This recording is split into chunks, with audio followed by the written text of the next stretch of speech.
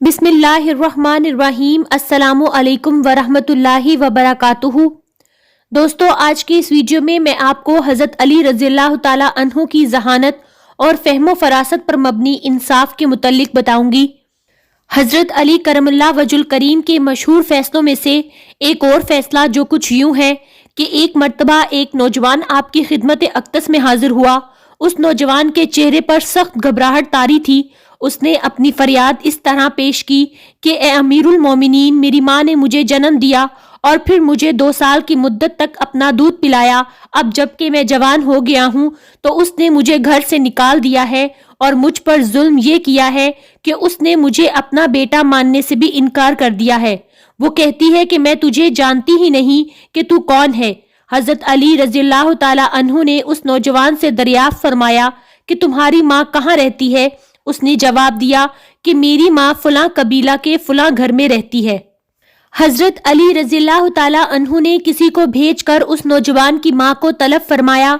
उस औरत को पता चल गया कि अब मामला अमीरुल मोमिनीन हजरत अली करमुल्लाह वजुल करीम की अदालत में पेश हो गया है। इसलिए वो अपने 4 भाइयों और 40 दीगर झूठे गवाहान के हमरा आपकी खिदमत अक़दस में हाजिर हुई।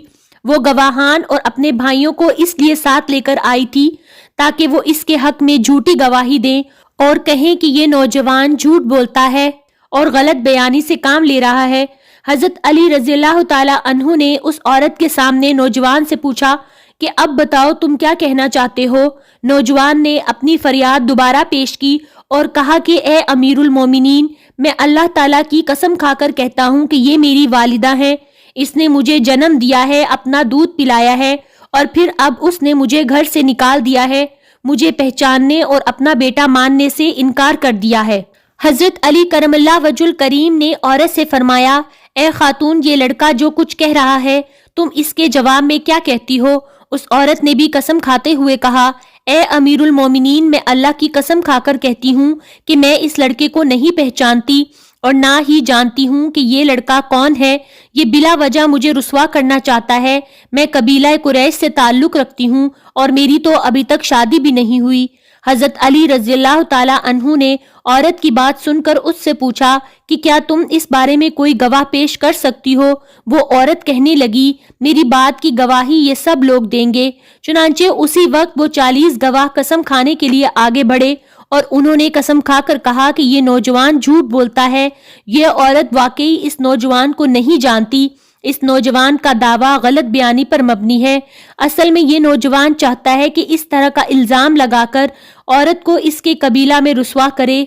हालांकि इस औरत की तो अभी तक शादी भी नहीं हुई, तो फिर बच्चा कहां से पैदा हो गया?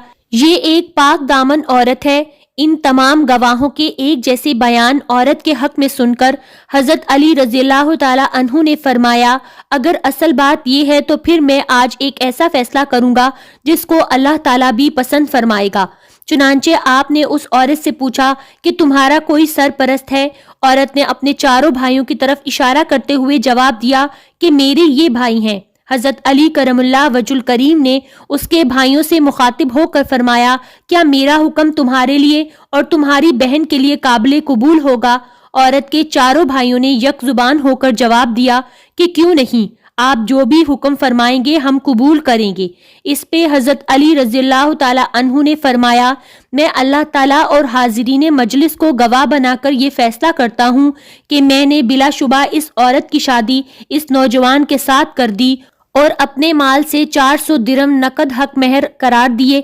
इसके बाद हजरत अली करमुल्लाह वजुल करीम ने अपने गुलाम कुंबर से फरमाया कि मेरे पास 400 दिरहम लाओ।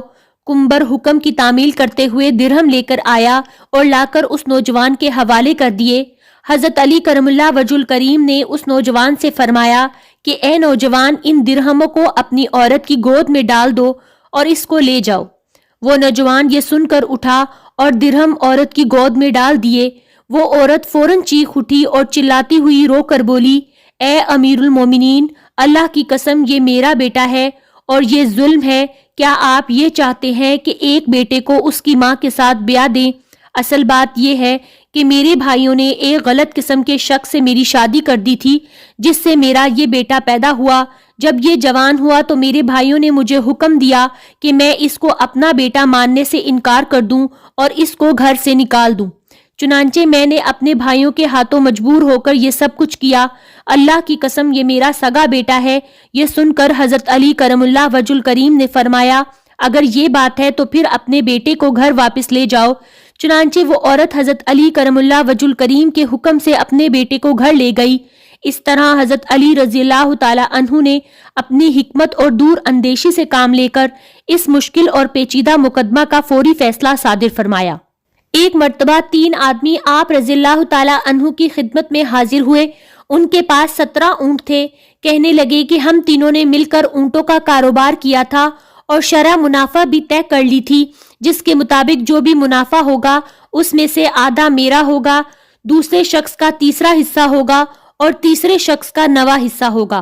اب ہمیں 17 اونٹ منافع میں ملے ہیں۔ ہم چاہتے ہیں کسی بھی اونٹ کو ذبح کیے بغیر ہم تینوں کو اپنا اپنا حصہ مل جائے۔ شیر خدا نے ہلکا سا تبسم فرمایا اور اپنے غلام کنبر کو حکم دیا کہ سب اونٹوں کو ایک قطار میں کھڑا کر کے اور اپنا ایک اونٹ بھی ان کے ساتھ کھڑا کر دو۔ تینوں آدمی حیرت سے یہ عمل دیکھنے لگے۔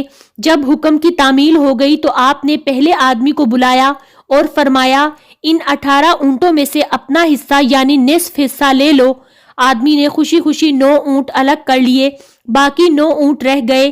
آپ نے دوسرے آدمی کو بلوایا اور کہا کہ اب تم ان 9 اونٹوں میں سے اپنا تیسرا حصہ لے لو۔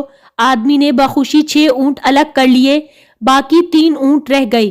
آپ رضی اللہ تعالی عنہ نے تیسرے آدمی سے فرمایا کہ اب تم ان 3 اونٹوں میں سے اپنا 9واں حصہ یعنی 2 اونٹ لے لو۔ تیسرے آدمی نے بھی خوشی سے 2 اونٹ الگ کر لیے، باقی رہ گیا 1 اونٹ، جس کے بارے میں آپ نے اپنے غلام کنبر کو حکم دیا اسے واپس لے جاؤ۔ تینوں سائل ہنسی خوشی اپنا اپنا حصہ لے کر روانہ ہو گئے۔ اپنا اونٹ بھی اپنے پاس رہا اور سب کو ان کا حصہ بھی بغیر اونٹ ذبح کیے مل گیا۔ حضرت علی کرم اللہ وجہ الکریم ہر مسلمان کے دل میں بستے ہیں۔ فرقہ واریت کی تمام تر بحث کے باوجود ہر مسلمان ان سے عقیدت رکھتا ہے اور مانتا ہے کہ وہ شیر خدا ہیں اور باب العلم ہیں۔ ان کے ہاں لوگ ایسے ایسے مسائل لے کر آتے تھے کہ عام آدمی کی عقل چکرا جاتی تھی۔ دوستو اگر آپ کو میری یہ ویڈیو پسند آئے تو اس کو لائک کیجئے اور میرے چینل کو سبسکرائب کیجئے اور ساتھ دیے گئے بیل آئیکن کو ضرور پریس کیجئے۔ شکریہ۔